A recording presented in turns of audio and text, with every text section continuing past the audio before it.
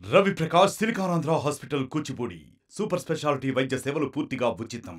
తెలంగాణలో అత్యధిక ప్రాధాన్యత కలిగినటువంటి వ్యవసాయానికి ప్రాధాన్యత ఇవ్వాలని గౌరవనీయులు శ్రీమతి సోనియా గాంధీ గారు, రాహుల్ గాంధీ గారు, ఖర్గే గారు వచ్చినటువంటి అనేక సందర్భాల్లో అనేక సమావేశాల్లో ఇదే వరంగల్లో డిక్లరేషన్ కూడా ఇచ్చారు. వాటిని దృష్టిలో పెట్టుకొని ఈనాటి ప్రభుత్వం ముఖ్యమంత్రి గారి యొక్క ఆదేశాల మేరకు ఆ వాగ్దానాలు అమలు చేసేటటువంటి క్రమంలో రాష్ట్ర ప్రభుత్వం తీసుకున్నటువంటి ప్రధాన నిర్ణయాలు రుణమాఫీ 2 లక్షలు రేపు ఆగస్టు నెలలోనే ఒకేసారి రుణమాఫీ చేయాలనేది ఒక భీష్మ ప్రతిజ్ఞ కింద ఆయన తీసుకున్నారు. దాన్ని అమలు చేయడానికి బట్టి గారు కసరత్తు చేశారు.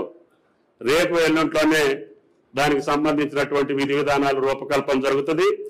ఆగస్టులోనే రుణమాఫీ 2 లక్షలు చేయాలనేది ఈ ప్రభుత్వం యొక్క లక్ష్యం. రెండోది వచ్చేసి రైతు భరోసా. గతంలో రైతు బంధుగా ఎన్నికల ముందు అయితే మనం పార్లమెంట్ ఎన్నికల సందర్భంలో రైతుల యొక్క కోరిక మేరకి 7,562 కోట్లు ఒకే రోజు రైతుల యొక్క ఖాతాలో జమ చేశాం. ఈ 2 పథకాలతో పాటు మళ్ళీ మనం రైతు భరోసా చేయాలంటే గతంలో జరిగినటువంటి రైతు బంధులో జరిగినటువంటి పద్ధతుల్ని రైతులకు ఏ రకంగా ఉపయోగపడ్డాయి, భవిష్యత్తులో మనం దీన్ని ఏ రకంగా చేయాలి అనేటటువంటి రైతుల అభిప్రాయం కోసమే ఈరోజు ఈ సమీక్షను పెట్టుకున్నాం. కాబట్టి దయచేసి రైతులందరూ కూడా రైతు భరోసాను ఏ రకంగా చేస్తే సామాన్యులకి, చిన్నకారు సన్నకారు రైతులకు ఉపయోగపడుతుందో ఈ సమావేశంలో మీరు వెల్లడించాలనేది ప్రభుత్వం యొక్క కోరిక. దీని తర్వాత ముఖ్యమంత్రి గారు ప్రభుత్వం పంట యొక్క బీమాను కూడా ఇవ్వాలని చెప్పి ఇన్సూరెన్స్ కంపెనీలతోటి రాష్ట్ర ప్రభుత్వం సంప్రదింపులు జరుగుతూ ఉంది. అతి కొద్ది రోజుల్లోనే దాన్ని కూడా ఫైనల్ చేసి గతంలో పంట నష్టం జరిగితే మనకి ఏ రకమైనటువంటి సహాయం వచ్చేది కాదు.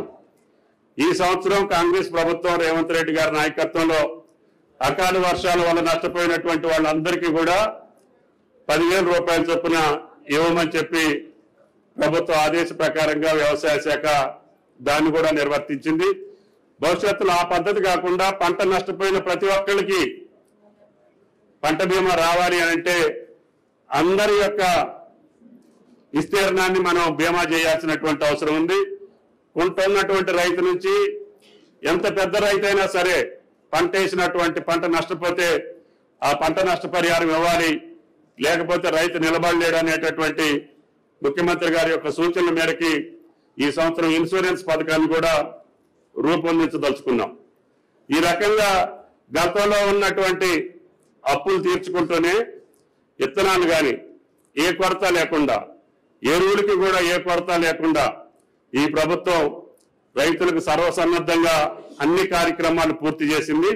కాబట్టి దయచేసి రైతులు ఈ రైతు భరోసా మీదనే మీ సలహాలు, మీ సూచనలు ఇవ్వాలని చెప్పి కోరుకుంటూ సెలవు. మరిన్ని వీడియోస్ కోసం ఛానల్ ని సబ్స్క్రైబ్ చేయండి. లేటెస్ట్ అప్డేట్స్ కోసం వాట్సాప్ ఛానల్ ని ఫాలో చేయండి. అండ్ లింక్ డిస్క్రిప్షన్ లో ఉంది.